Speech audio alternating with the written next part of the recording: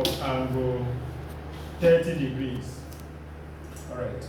So the procedure is that the first thing you do is you need to construct angle 60 degrees first.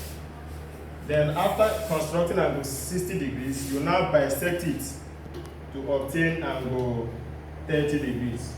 So I'm going to start by constructing angle 60 degrees, after which I will now bisect it to get my angle 30 degrees. So procedure is that number one, you draw the given line AB. Alright, so this is my given line AB. You draw that using your T-square.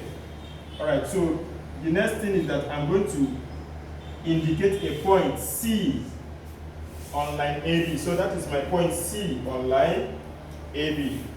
The next thing is that I'm going to use point C and any convenient radius to draw an arc on line AB. So that arc will cross line AB at point D. So this is my point D.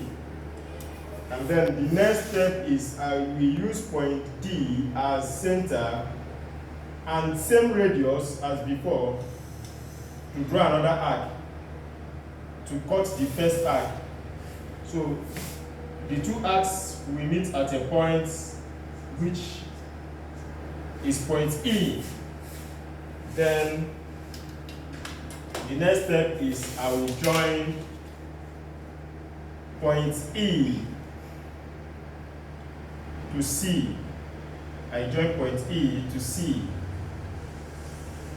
I join point E to C. Alright, so this gives me angle 60 degrees. So this is the first part of the work. Now, having obtained angle 60 degrees, the next step is to bisect angle 60 degrees. So I'm going to bisect this angle 60 degrees in order to obtain my angle 30 degrees. So to bisect this, what I'm going to do now is, I think I need to extend this my line AB a bit. Alright, so what I need to do now is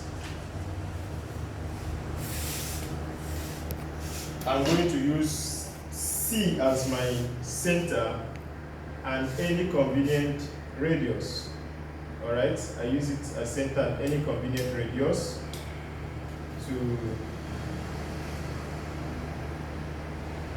draw an arc. So I draw an arc. The arc is going to cut line CE at F and line CB at a point I will call G. Then next step is I will use point G as center and any convenient radius to draw an arc. Then I will also use point G as center and same radius as I used before to draw another arc to cut the first arc. So both arcs are going to cut each other at point H. At point H. Then finally, I'm going to join point H to point C. So I'm going to join my point H to point C. So joining point H to point C gives me the required angle 30.